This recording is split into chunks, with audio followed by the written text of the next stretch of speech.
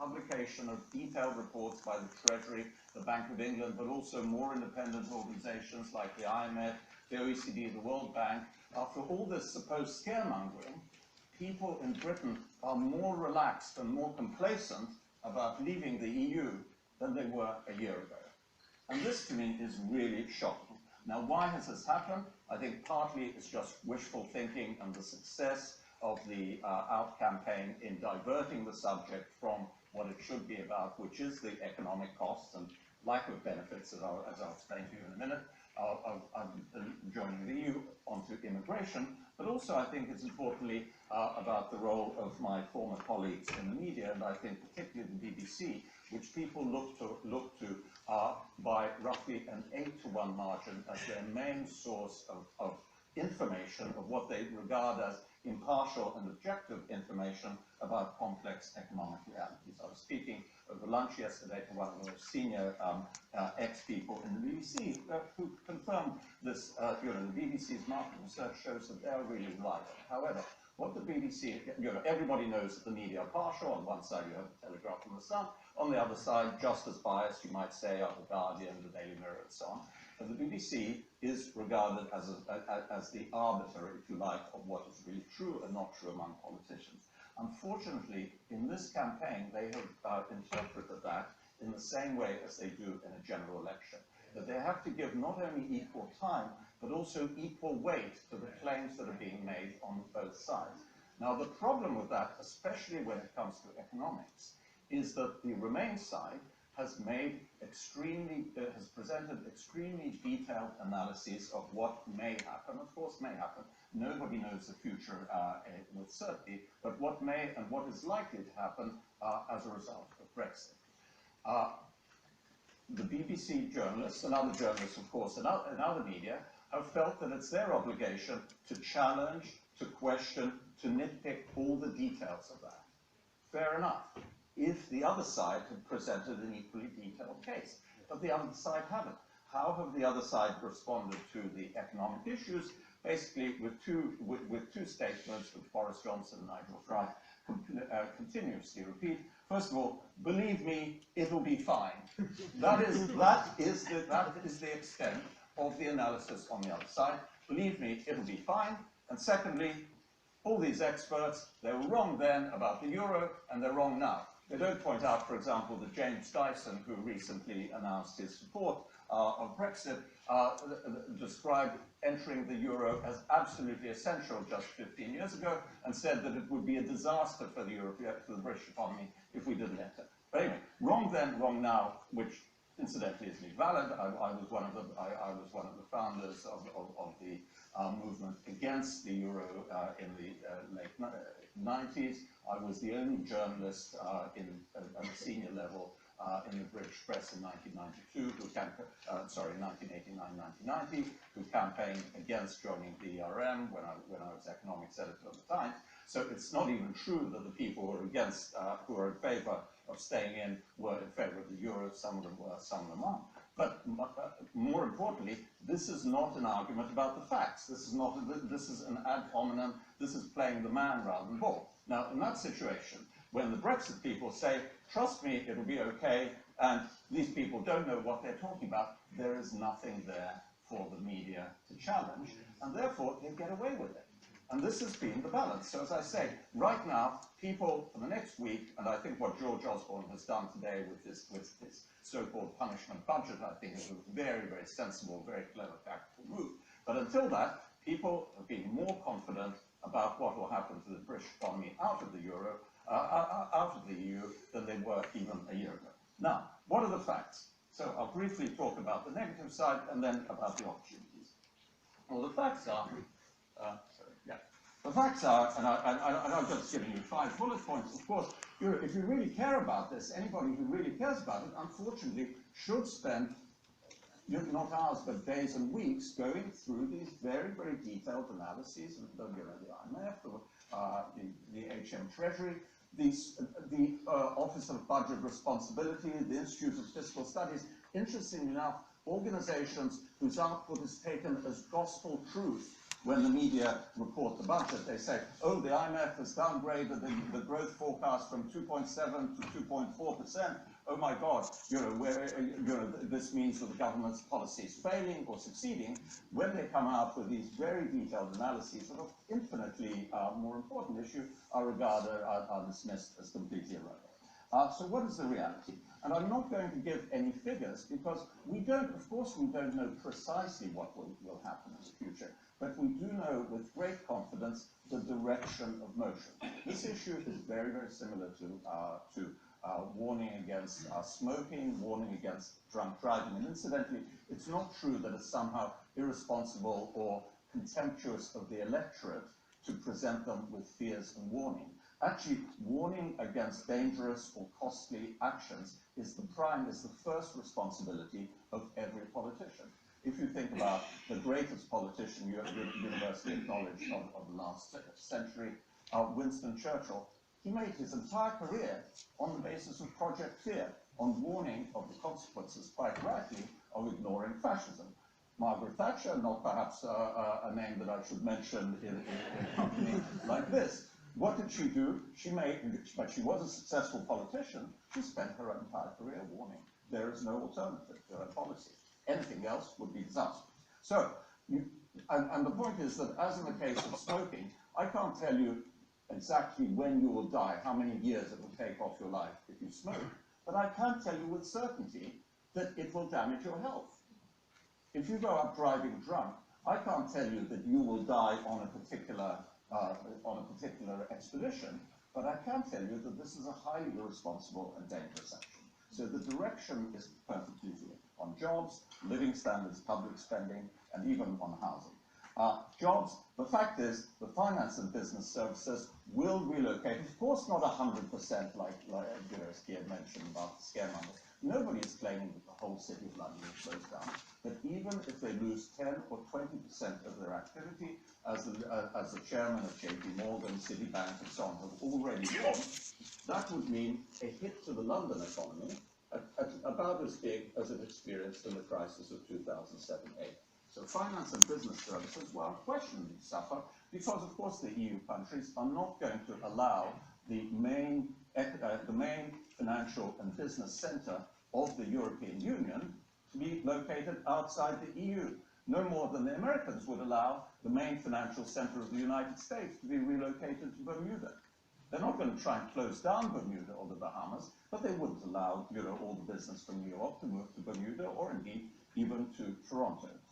So finance and business services will suffer, but manufacturing will suffer as well, because much of the manufacturing investment that has gone into Britain over the last 15 years has been based on global production chains, just-in-time delivering from parts manufacturers in Germany or Poland or Spain, being assembled in one country, being shipped to another, back and forth transmissions of parts and goods, which will be prevented if we're not part of the single market. There is no question about that. And in fact, the Brexit campaign, to the extent that they have put forward any detailed economic analysis, Patrick Minford, who is the only somewhat eccentric economist who actually did do a detailed forecast of why he thought Brexit would be good for the British economy, concluded that it would be good because it would entirely eliminate the manufacturing sector in Britain. And thereby, literally the words he said, look back on it, he said, manufacturing will be entirely eliminated. That is a dying part of the economy, and therefore that will be good for Britain. If you believe that, you should vote for Brexit. So jobs are the main thing, but what follows from jobs is all the other points. Living standards, the main drivers of income inequality are not tax spending, not tax policies, not even social spending policies. They are the growth of jobs and the level of unemployment. Employment is the best and ultimately the only solution to poverty. It is not income distribution. So without job growth, without employment, you will have a widening of income distribution, not a narrowing.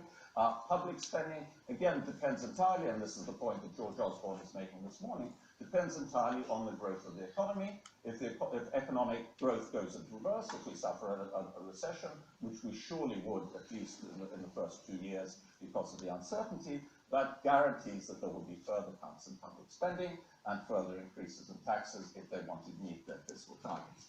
Housing. A lot of people say, oh, immigration has been terrible for housing because it's boosted high house prices. Certainly it has, and that arguably has been very bad news in London.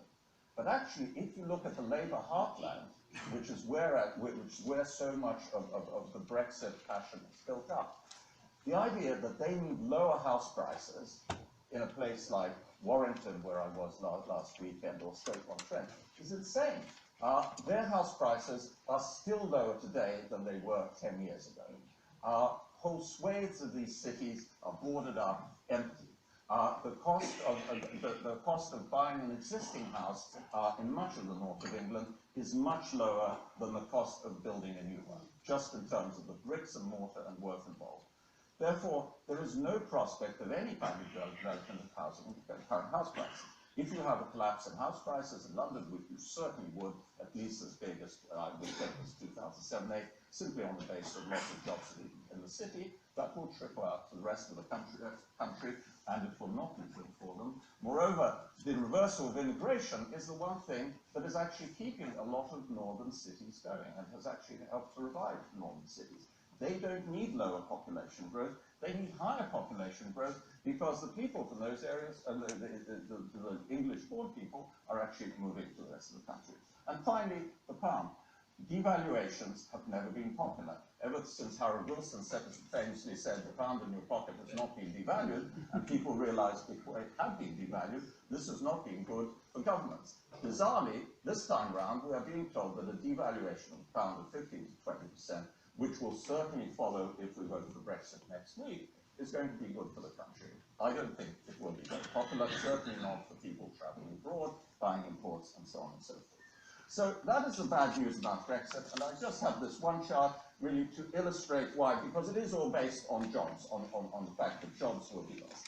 And the reason jobs will be lost is that the British economy is more dependent than any other by a large margin on the export, not just the provision, but the export of services. And if we move outside of the EU single market into the normal World Trade Organization type of relationship with Europe, those service exports are guaranteed to suffer, and not to be eliminated completely, but to be significantly hurt, because they depend on rights to operate in the European Union, which are not covered by international trade deals under the WTO, the right of British-based banks, insurance companies, asset managers to serve European customers, and there is absolutely no question that those rights will be eliminated. And therefore, a significant and the most competitive part of the British economy will suffer. So that's the bad news. Now, very, very quickly, let me tell you the good news, and then I'll stop.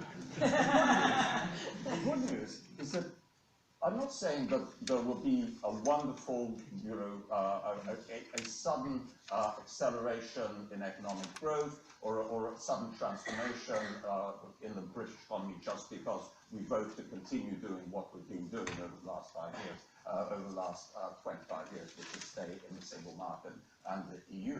But the fact is that Britain's economic performance, whatever you think about immigration or social policy, so Britain's economic performance since the single market was completed in 1991, 1992 has been very good, spectacularly good, even taking into account the slump of the last 3 years. And that's what's illustrated in this chart, which you may find hard to believe, that since 1991, Britain has had the highest growth in income, not just in income overall, but in income per capita, per head, of any G7 country. We've done better than America, we've done better than Germany, better than any EU country. And what happened in 1992 was the completion of the single market and the ability of the British service industry to take advantage of their competitive benefits.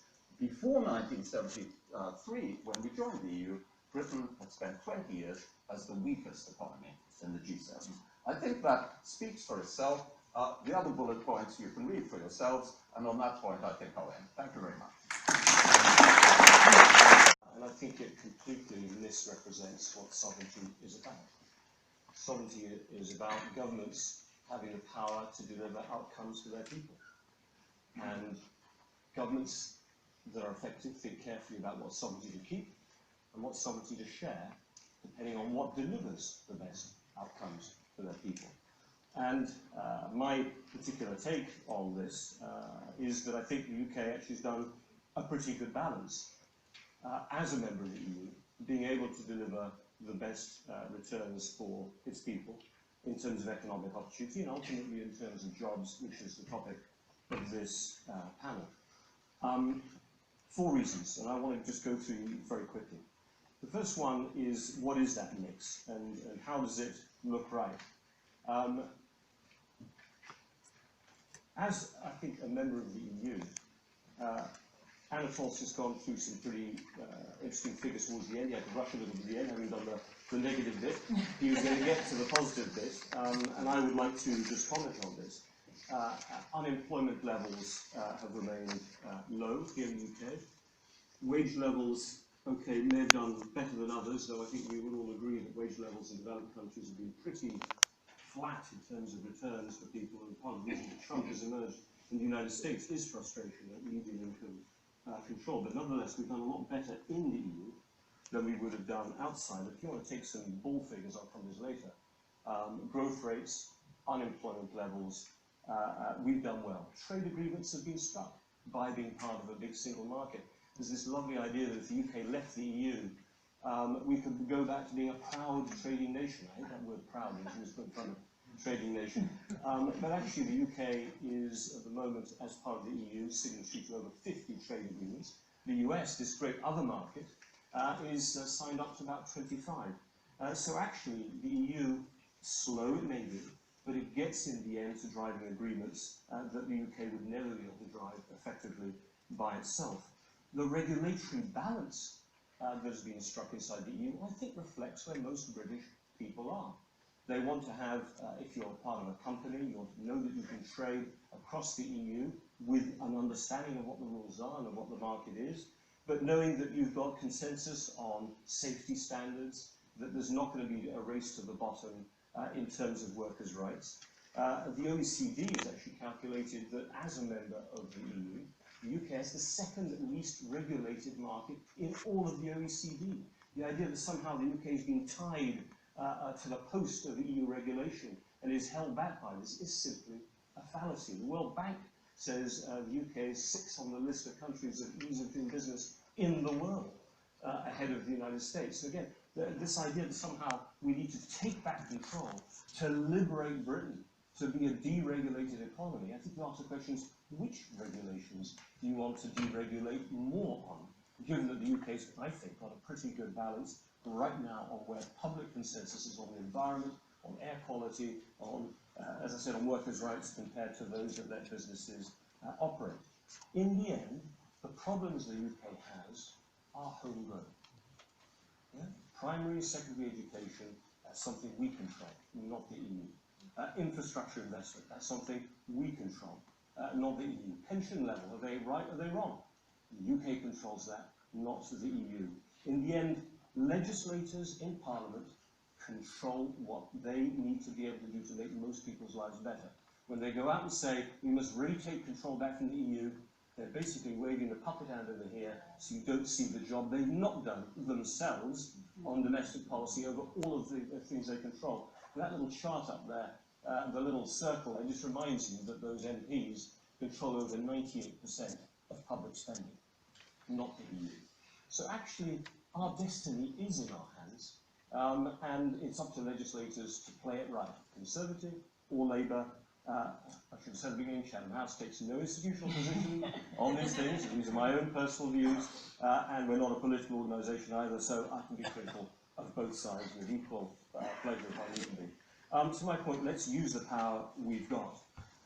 The second role in sovereignty, and let's call it the Brexit argument, really comes together.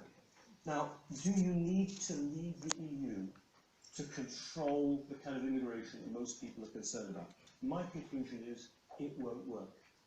Do you leave to the EU, if you leave the EU in order to control immigration, I think it's going to be a false design. Why immigration levels so high in the UK at the moment?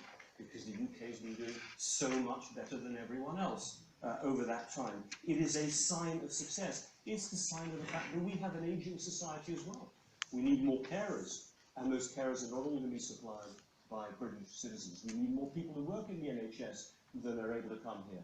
And we're not just taking people from inside the EU. Non-EU immigration this last year was again, as it has been consistently since 2000, higher than EU immigration. And yet, we control non-EU immigration. If you want to take the conservative term, control, we decide who comes in from outside the EU. But that level is higher than from inside the EU. So, it's a sign of the pressure. Ultimately, those EU immigrants are paying more into the budget and helping fund the public services than they are taking out, as well as contributing to it. How do we then try and drive forward with solutions on the positive agenda as well? Because that's absolutely crucial. And so if we're not living in a utopia now, what really worries me when I look at what might happen with Brexit is it looks pretty close to a dystopia on the question of some of the issues we're concerned about as Labour activists. The issues I think to bear in mind, if I can get to it, is that over the last 30 years, basically EU law has evolved. And I was preparing a little bit for today to actually look at, well, how many workers have been affected by some of the EU law which is there. And I calculated for the Working Time Directive, that's actually, we've given legal limits to 4 million British workers who didn't have them before, who were there being exploited by their employers. And certainly, if that were to disappear, as many of the Brexiteers, I think, would really want, it would certainly affect another 1 million worth of skill who would suddenly start seeing pretty quickly their working hours no longer being regulated. Paid holiday, we calculated that 2 million British workers first actually were able to take paid leave because of the paid leave directive. There are 8 million part-time workers who again have got certain rights under EU law, and thanks to the European Court of Justice ruling, also get parallel treatment and pensions as full-time workers. 1.6 million workers on temporary contracts who again have technically the same rights of workers on permanent contracts. And 340,000 people a year get paid maternity leave, which again, they would not necessarily have if you didn't have that legislation. Now, none of that happened by accident. It didn't happen by British government saying this is great, we're going to do all these good things, and we put them in our manifesto. It didn't happen by good employers, and there are good employers around, I'm not denying that in any way, saying, great, we want to give you more rights, please do take them. It really happened to do some fairly effective lobbying and action by British trade unions working with other trade unions in European context to actually put those laws and directives in place.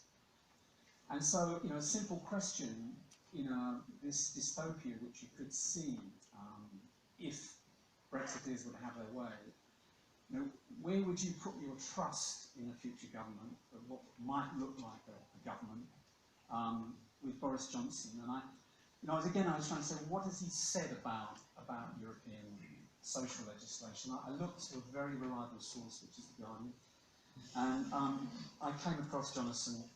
Boris Johnson said it was very disappointing after Cameron came back with his negotiating changes, that Britain had not made, and I quote, changes to employment law, and we need to weigh in on all that stuff, all that social chapter stuff. So in his usual articulate way, I think Boris was saying what their agenda is. So clearly there's a pretty strong agenda there from Gove, from Johnson and others, to try and actually get rid of those rights. And that's what sovereignty then means to them. It's getting rid of that red tape, which for our members are actually safeguards. And they actually have legal safeguards in that. So that's, there's a great more we need to do on a positive agenda, how to improve the question of workers on zero-hour contracts, how to actually improve the message about the EU and its impact, and also one that's relevant to young people, for those of you who are trying to engage younger people, as polls show that younger people are more likely to care about the environment. So let's get that.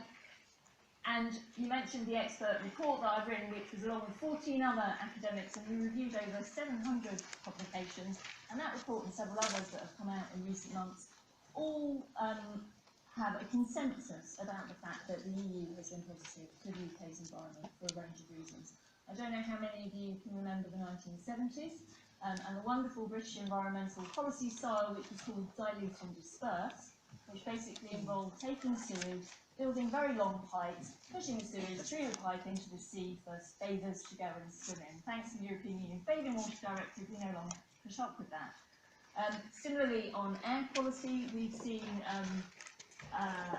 legal action taken to try and ensure that EU regulations on air quality are enforced. That's particularly relevant to people living in London, which has terrible air quality, and we have 40,000 deaths a year caused by poor air quality. So again, this is a very positive story you can tell about how the EU is providing a legal enforcement framework which UK citizens can rely on to see their air quality improve, with positive health benefits for them as well. The EU has also been very positive for wildlife protection. There's been a range of studies that show species that are protected under EU law fare better than those which aren't protected by EU law. The EU has also enabled us to develop a comprehensive body of protection that enables all states to move together at once without worrying that another state will get some kind of competitive advantage by having weaker laws. And much EU environmental legislation has been based on that economic case for having shared environmental rules. And it's been based around introducing clear and enforceable standards, which was a big step change for UK policymaking in the 1970s, and quite painful for UK policymakers in the 1970s, but something that we have now become better at, that we're able to engage with how to make those laws ourselves. So it's not a matter of the UK being done to by the European Union, but us being a partner at the table helping to craft laws that improve the UK and the wider European environment. One of the problems that I have encountered doing meetings like this is that the Brexiteers, as they're quite often called, have not really spelt out a clear vision for UK environmental policy in the event of an exit to leave until the last couple of weeks, when actually we're getting a clear view which would involve rolling back habitats and birds protection, certainly. Bathing water is likely to be at risk if we leave the EU, both under the Norwegian option of joining the European Economic Area or the complete move out. Whether or not we would see the Bathing Water Directive being unpicked, I don't know, because I'm not able to see into the future, but it would certainly be one area of policy where we've seen massive increases that would potentially be vulnerable moving forward. And then finally, there we go. On a positive note, it's been said already by Michael, we have a set of global challenges to face, the environment being one of those, climate change being a major one.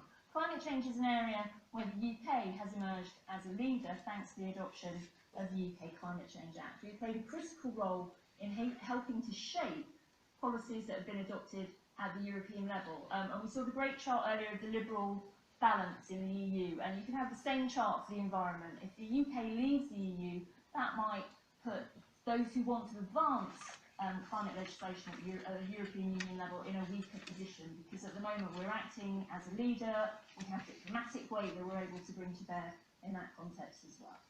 So, and then the final point I suppose I would make, I work in an environment department, pollution does not respect national boundaries. If we want to protect our environment, we have to work with other states, and the EU provides us with a fantastic platform to do that. The rules that it adopts are generally higher than those are adopted at international level, and they are easier to enforce.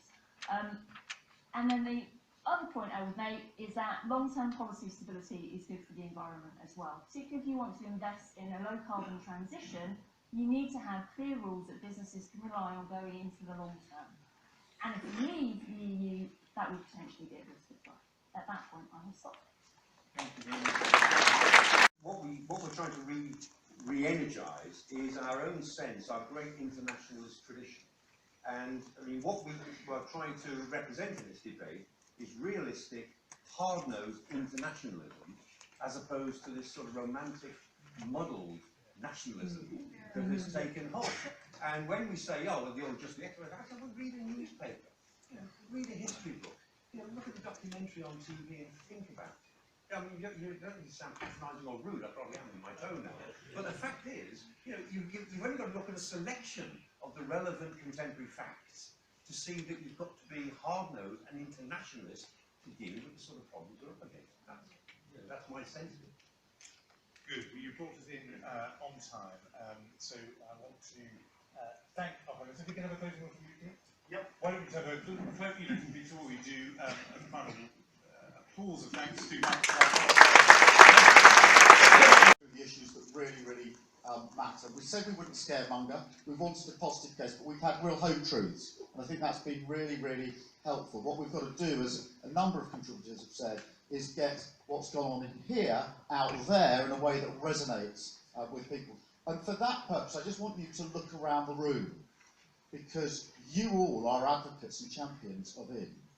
And actually, it's down to all of you, all of us, to convey that message. And most of the time, most people who are undecided, and they're the people you've got to focus on, no point having long debates with people who are absolutely clear what they're doing. That's not what the next 8 days is about. It's talking to those that are undecided. Those people will trust you, if you know them, much more than they'll trust anybody else. Actually, we can all be advocates. So look around the room, we'll say, well, how do we get through to young people, to different audiences, different parts of the country? Well, you're all here. Look around the room, you're all here. And I suppose what we want to say is, you know, how are you going to take this out there to talk to the people that you know and persuade them to become advocates to the people they know? Because that way we can reach so many more people. I think it is about turning it into values now. It's about clear messages. It's about being positive. But it's also about all of us. And I think that the worst thing will be next Friday if anybody in this room thinks, well, there's something more I could have done in that last 8 days and I didn't do it. So think about that. Think who you can speak to. You've had so much brilliant information this morning, a really good discussion. We're grateful to the Central St Martins for hosting us, to you for coming. But really, there's some hard work now. Don't forget, 1:45, we've got Tom Watson out, I think, in the square at the front, Hannah? Out in the canopé here.